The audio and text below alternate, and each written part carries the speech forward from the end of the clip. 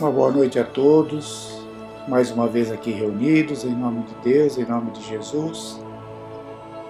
Vamos nos preparando para os estudos de hoje, esclarecimentos que receberemos, convidando sempre os bons espíritos a estarem conosco, em nossos lares, nos protegendo, nos orientando, nos consolando. Pedindo a Deus por todos aqueles irmãos envolvidos pela violência, pelos vícios, por todos os doentes nos hospitais, por aqueles nas ruas, na indigência, por aqueles que abandonaram seus lares, por aqueles que foram abandonados, pedindo a Deus que ampare a cada um, sejam encarnados, sejam desencarnados, que possamos vibrar por todos e agir sempre no bem, sempre com a esperança, sempre com a confiança em Deus. Jamais estamos sós, jamais estamos abandonados. Graças a Deus, graças a Jesus, que assim seja. Nós vamos ver hoje do livro dos Médiuns, na segunda parte das manifestações espíritas, o capítulo 1, Ação dos Espíritos sobre a Matéria. São temas que provavelmente já vimos outras vezes, mas é sempre importante retornar, reler, refletir novamente sobre esses temas, porque sempre surgem esclarecimentos novos, entendimentos novos, de acordo com a nossa condição momentânea. Os aprendizados novos surgem, mesmo que sejam textos já revistos, já lidos algumas vezes. Então vamos ver então, capítulo 1 da segunda parte, Ação dos Espíritos sobre a Matéria. É o item 52, começando com o item 52. Ele diz assim: excluída a interpretação materialista, ao mesmo tempo rejeitada pela razão e pelos fatos, resta apenas saber se a alma, após a morte, pode manifestar-se aos vivos. Assim, reduzida à sua mais simples expressão, torna-se a questão bastante fácil. Poderíamos perguntar primeiro, por que motivo os seres inteligentes, que de alguma maneira vivem entre nós, embora naturalmente invisíveis, não poderiam demonstrar-nos a sua presença por algum meio? O simples raciocínio mostra que isso nada tem de impossível, o que já é alguma coisa. Essa crença, aliás, tem a seu favor a aceitação de todos os povos, pois a encontramos em toda parte e em todas as épocas. Ora, uma intuição não poderia ser tão generalizada, nem sobreviver através dos tempos, sem ter alguma razão. Ela é ainda sancionada pelo testemunho dos livros sagrados e dos pais da Igreja, e foi necessário o ceticismo e o materialismo do nosso século para relegá-la ao campo das superstições. Se estamos, pois, em erro, essas autoridades também estão. Kardec está dizendo aqui que essa compreensão ou esse sentimento de vida após a morte, espiritualismo, né? O espiritualismo, na verdade, que as outras crenças também têm.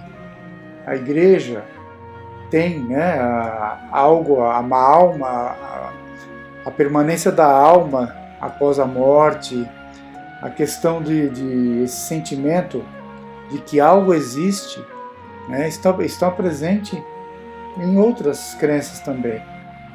Ele fala, né, que só o ceticismo e o materialismo que levou esse assunto a ser considerado uma superstição, né? Os céticos e os materialistas, não acreditando nisso, não acreditando na continuação da alma após a morte, eles levam esse assunto ao campo da superstição. Mas as outras crenças, né, consideram que algo existe, sem explicarem ali como o Espiritismo explica, sem entrarem em detalhes como isso funciona, mas eles entendem que algo existe sim. Aí ele fala, né, se estamos em erro, quer dizer, se o Espiritismo está errado, as outras autoridades também, as outras crenças também estão erradas. Continuando. Mas estas são apenas considerações lógicas. Uma causa, acima de tudo, contribui para fortalecer a dúvida.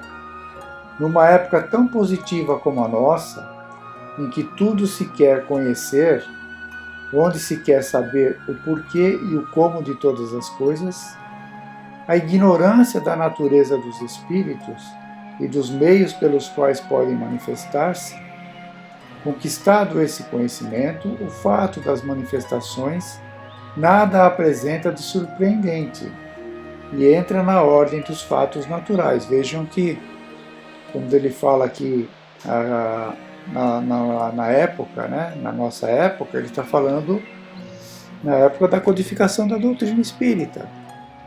Ele está falando do século XIX, de quando foi codificada a doutrina espírita.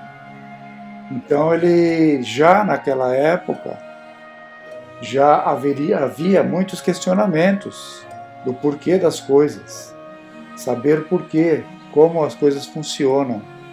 Imaginem hoje, né, 2 séculos, mais de 200 anos, 2 séculos depois, como nós, espíritos, estamos questionadores. Os espíritos que reencarnam hoje estão muito mais questionadores para entender as situações. Não basta apenas algumas afirmações. Temos que ter explicações muito claras para eles. Aí o item 53, continuando. A ideia que geralmente se faz dos espíritos torna a princípio incompreensível o fenômeno das manifestações. Elas não podem ocorrer sem a ação do espírito sobre a matéria. Por isso, os que consideram o espírito completamente desprovido de matéria perguntam, com aparente razão, como pode ele agir materialmente? E nisso, precisamente, está o erro. Porque o espírito não é uma abstração, mas um ser definido, limitado e circunscrito. O espírito encarnado é a alma do corpo. Quando o deixa pela morte, não sai desprovido de qualquer envoltório. Olha só que importante isso, né? E muitos consideram o espírito como algo abstrato, sem forma, né, sem matéria. Mas olha o que ele diz. Porque o espírito não é uma abstração, mas um ser definido, limitado e circunscrito. Quer dizer, ele tem corpo, ele tem forma. O espírito encarnado é a alma do corpo. Quando deixa pela morte, não sai desprovido de qualquer envoltório. Então, o espírito encarnado é a alma do corpo. Quando o corpo morre, o espírito se retira, né, daquele corpo morto, mas ele leva consigo o corpo dele, né, que a gente vai ver mais para frente, que é o perispírito. Então ele leva um corpo mais sutil, mais leve, mas que é o corpo que o liga ao corpo material, ao corpo da carne, à carne, né? Então ele fala assim, todos eles nos dizem que conservam, quer dizer, todos os espíritos, quando desencarnam, afirmam que conservam a forma humana E com efeito, quando nos aparecem, é sob essa forma que os reconhecemos. Uma outra coisa importante, quando o espírito desencarna, quando ele se manifesta, quando ele se comunica, ele afirma que tem a forma humana. E os videntes os veem quando é permitido essa visão da forma humana, né? A forma que eles são reconhecidos. Observamo-los atentamente no momento em que acabam de deixar a vida. Acham-se perturbados. Tudo para eles é confuso. Vem o próprio corpo perfeito ou mutilado, segundo o gênero de morte. Por outro lado, veem a si mesmos e se sentem vivos. Alguma coisa lhes diz que aquele corpo lhes pertencia e não compreendem como possam estar separados. Continuam a se ver em sua forma anterior, e essa visão provoca em alguns, durante certo tempo, uma estranha ilusão. Julgam-se ainda vivos. Falta-lhes a experiência desse novo estado para se convencerem da realidade. Dissipando-se esse primeiro momento de perturbação, o corpo lhes aparece como velha roupa de que se despiram e que não querem mais. Sentem-se mais leves e, como livres de um fardo, não sofrem mais as dores físicas e são felizes de poder elevar-se e transpor ao espaço, como faziam muitas vezes em vida, nos seus sonhos. Ao mesmo tempo, apesar da falta do corpo, constatam a inteireza da personalidade. Tem uma forma que não os constrange nem os embaraça, e tem a consciência do eu, da individualidade. O que devemos concluir disso? Que a alma não deixa tudo no túmulo, mas leva com ela alguma coisa. Interessante esse texto, né, esse parágrafo. A sequência que ele relata do desencarne, dos sentimentos que acompanham ali o desencarne momentaneamente, as confusões que existem na mente do espírito, que ele se vê ali naquele corpo ainda, né, o corpo morto, mas ele está ali presente ainda, e aos poucos, isso depende de cada um, da situação de cada espírito, da condição de entendimento, do esclarecimento de cada um, né, do grau de desprendimento material, depende de muitas coisas, não existe uma regra geral, mas essa perturbação, todos passaremos por essa perturbação, alguns em maior grau e mais tempo, outros em menor grau e menos tempo, até que a consciência vá se estabelecendo ali e a sensação de desligamento do corpo físico vá existindo e fica só a ligação com o corpo espiritual, né, com o perispírito.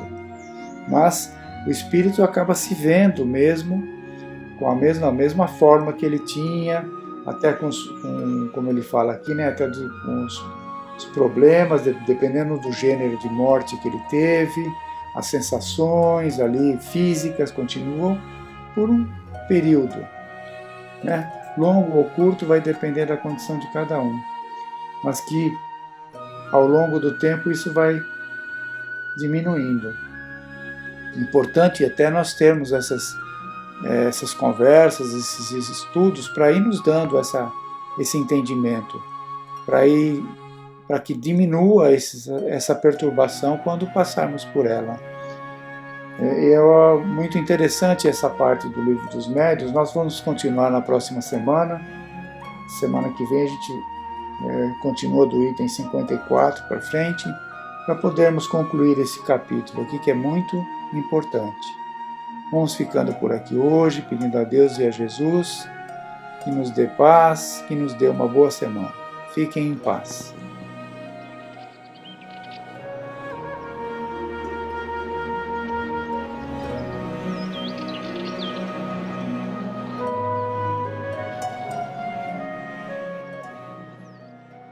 Uma boa noite a todos, que a paz de Jesus ressoe em nossos corações.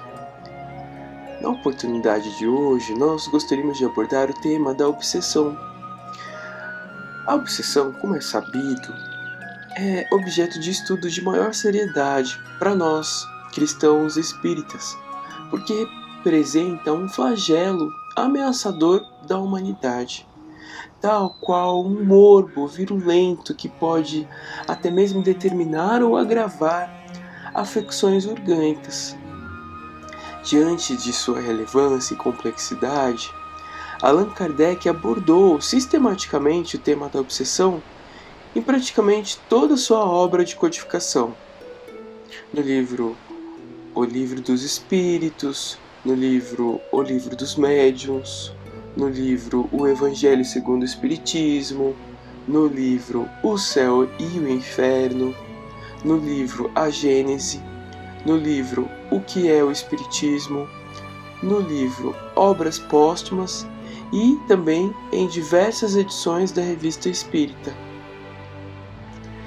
A gente também não pode esquecer que o tema da obsessão está impregnado no Novo Testamento. Os obsediados foram numerosos na Judéia ao tempo de Jesus, caracterizando na época uma epidemia de obsessões.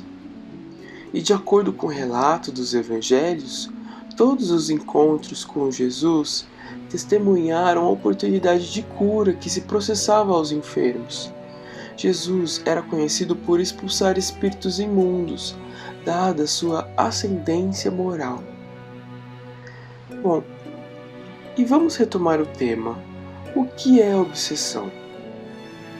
Nós vamos encontrar no livro A Gênese, de Kardec, uma importante observação, que a obsessão é a consequência da inferioridade moral dos habitantes da Terra, e é também a ação dos espíritos que se comprazem fazendo mal. Mas, além disso, Kardec também nos elucida que a obsessão é parte dos flagelos da humanidade, podendo constituir provação ou expiação. Abre aspas. Pululam em torno da terra os maus espíritos, em consequência da inferioridade moral de seus habitantes. A ação malfazeja desses espíritos é parte integrante dos flagelos com que a humanidade se vê a braços neste mundo.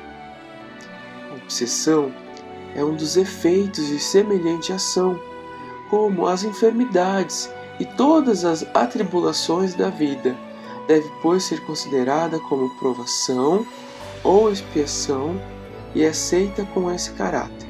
Fecha aspas. A par dessa significação básica, nós nos valemos também da explicação do Espírito Emmanuel, contida no livro Pensamento e Vida. O Espírito Emmanuel diz o seguinte, abre aspas, obsessão é o equilíbrio de forças inferiores, retratando-se entre si. Fecha aspas. Já o Espírito Bezerra de Menezes, no livro Dramas da Obsessão, discografado por Ivone Pereira, nos esclarece que, abre aspas, a obsessão, de qualquer natureza, nada mais é que duas forças simpáticas que se chocam e se conjugam em uma permuta de afinidades. Então, respondendo à nossa pergunta inicial, podemos dizer que obsessão é uma prova ou uma expiação. E como a obsessão atua? Bom, no livro O Livro dos Espíritos, na parte introdutória, Kardec nos dá um esclarecimento sobre os fenômenos causados pela atuação influente dos espíritos. Notemos que os espíritos perversos, por terem prazer de nos verem sofrer ou de nos assemelharmos a eles, nos incentivam, por meio do pensamento, a praticarmos o mal. Abre aspas. Os espíritos exercem incessante ação sobre o mundo moral e mesmo sobre o mundo físico. Atuam sobre a matéria e sobre o pensamento e constituem uma das potências da natureza, causa eficiente de uma multidão de fenômenos até então inexplicados ou mal explicados e que não encontram explicação racional senão no espiritismo. As relações dos espíritos com os homens são constantes. Os bons espíritos nos atraem para o bem, nos sustentam nas provas da vida e nos ajudam a suportá-las com coragem e resignação. Os maus nos impelem para o mal. É-lhes um gozo ver-nos sucumbir e assemelhar-nos a eles. Fecha aspas. Então, respondendo à nossa pergunta inicial, como a obsessão atua? Respondemos pelo intercâmbio de pensamentos. E quais são as causas da obsessão?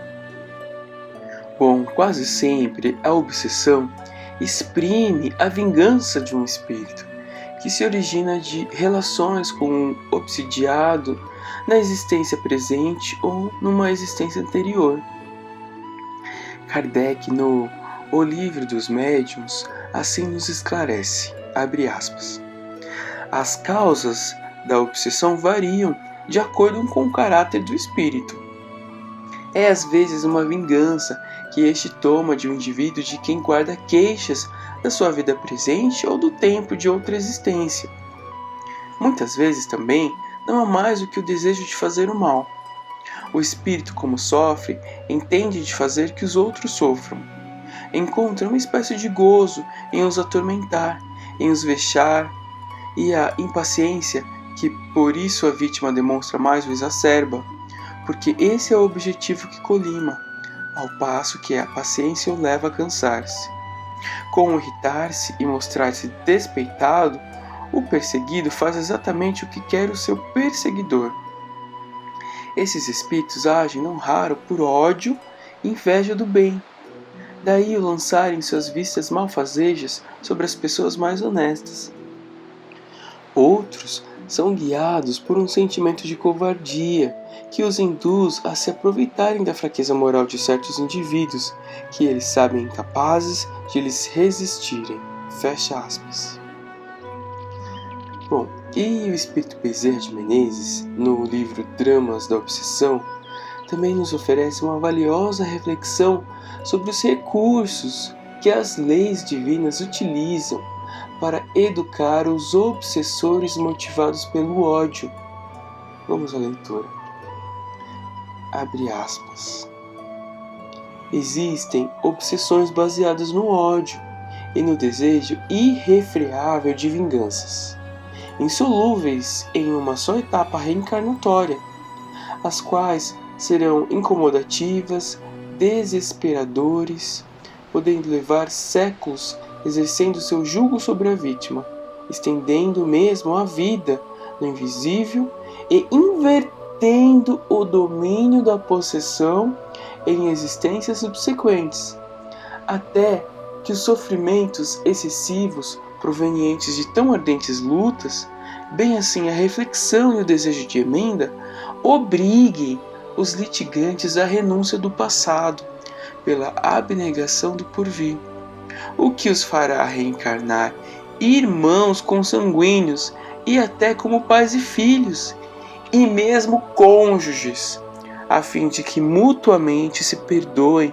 e se habituem a um convívio pessoal, a uma junção familiar persistente que, conquanto se apresente como provação e não raro como expiação, acaba por estabelecer vínculos de afetividade indestrutíveis em suas almas, desaparecidas então completamente as antigas animosidades. Fecha aspas. Como vimos, o ódio que motiva a obsessão está fadado a extinguir-se pelo exaurimento que a dor provoca nas criaturas e pelo desejo de modificação moral, pelo desejo de emenda.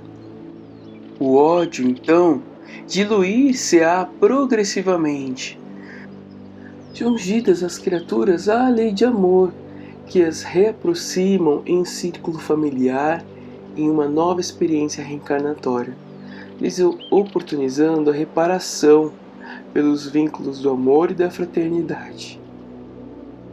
E agora nós vamos formular uma importante pergunta, que algumas pessoas podem ter dúvida e não compreender os mecanismos da justiça divina. Por que Deus permite a obsessão? Bom, o livre-arbítrio que gozam os homens coexiste com o determinismo divino, que é sempre o do bem e o da felicidade. Mesmo que a obsessão seja flagelo da humanidade, o determinismo divino absorve todas as ações humanas. A economia divina anula todos os resultados decorrentes da extensão limitada das trevas. Deus assim o permite porque a cada um segundo as próprias obras. As criaturas aprenderão, às custas da própria experiência, a considerar e a respeitar as leis divinas, do dever, do amor e da justiça. No mencionado livro Dramas da Obsessão, encontramos a seguinte passagem do guardião espiritual de um obsidiado, abre aspas. Há períodos na existência de um homem, como de uma sociedade, um povo, em que seus erros tanto transvasam da órbita do razoável em um planeta de provas e expiações, que o ricochete entra a puni-los incessantemente, com todo o cortejo das atrozes consequências criadas pelos próprios atos. É quando então, entregues a si mesmos, agindo inteiramente em liberdade, sem nossa intervenção em nenhum ato de suas vidas. Diante de tal punição, o viver entregues a si mesmos, não resistirão por muito tempo aos convites da emenda. Seus excessos atrairão situações de tal forma anormais, desequilíbrios tão pungentes na marcha irrefreável das existências, que outro recurso não encontrarão a fim de remediá-los, senão a submissão às equitativas leis da razão e da justiça. O que quer dizer que buscarão voluntariamente o caminho do dever, do qual jamais haviam cogitado. A história messiânica do filho pródigo não poderia ser melhor imaginada para retratar a marcha da humanidade do que o foi por nosso Mestre Jesus Nazareno. Eis, pois, o corretivo supremo da lei: abandonar os rebeldes, endurecidos a si mesmos, não os assistir sequer com inspiração, quer no estado terreno, quer no espiritual, tal como o pai de família que deixou partir o filho mais novo, certo de que as duras experiências consequentes das próprias irreflexões bem cedo levariam à emenda dos costumes, à regeneração definitiva. Fecha aspas. Portanto, a obsessão, sendo instrumento de provação ou expiação, é um fenômeno que exerce uma função pedagógica nos espíritos imperfeitos que somos. Ela concorre para o nosso aprendizado e para a nossa modificação moral. Para confirmarmos o determinismo divino coexistindo com o nosso livre-arbítrio, absorvendo as consequências danosas dos nossos atos e nos convidando ao amor e ao perdão, Kardec sintetizou o sentido evangélico do sofrimento causado pela obsessão na seguinte prece contida no livro O Evangelho segundo o Espiritismo. Abre aspas. Meu Deus, permite que os bons espíritos me livrem do espírito malfazejo que se ligou a mim. Se é uma vingança que toma dos agravos que eu lhe haja feito outrora, tu a consentes, meu Deus, para minha punição, e eu sofro as consequências da minha falta. Que o meu arrependimento me granjeie o teu perdão e a minha liberdade. Mas seja qual for o motivo, imploro para o meu perseguidor a tua misericórdia. digna-te de lhe mostrar o caminho do progresso, que o desviará do pensamento de praticar o mal. Possa eu, de meu lado, retribuindo-lhe com o bem o mal, induzi-lo a melhores sentimentos. Mas também sei, ó meu Deus, que são as minhas imperfeições que me tornam passível das influências dos espíritos imperfeitos. Dá-me a luz de que necessito para as reconhecer. Combate, sobretudo em mim, o orgulho que me cega com relação aos meus defeitos. Qual não será a minha indignidade, pois que um ser malfazejo me pode subjugar? Faze, ó meu Deus, que me sirva de lição para o futuro este golpe desferido na minha vaidade. Que ele fortifique a resolução que tomo de me depurar pela prática do bem, da caridade, da humildade, a fim de opor daqui por diante uma barreira às más influências. Senhor, dá-me forças para suportar com paciência e resignação esta prova. Compreendo que, como todas as outras, há de ela concorrer para o meu adiantamento, se eu não lhe estragar o fruto com os meus queixumes, pois me proporciona ensejo de mostrar a minha submissão e de exercitar minha caridade para com o irmão infeliz, perdoando-lhe o mal que me fez. Fecha aspas. E assim encerramos a palestra, agradecendo a Deus e a Jesus pelos ensinamentos dos Espíritos.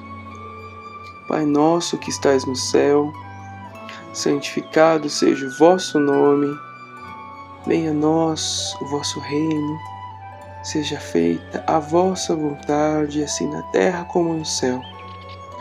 O pão nosso de cada dia nos dai hoje. Perdoai as nossas dívidas à medida em que perdoamos aos nossos irmãos, com esquecimento de todo o mal. Não nos deixeis cair em tentação da nossa própria inferioridade. Livrai-nos do mal que reside ainda em nós mesmos. Que assim seja. Graças a Deus e a Jesus. Uma boa noite a todos.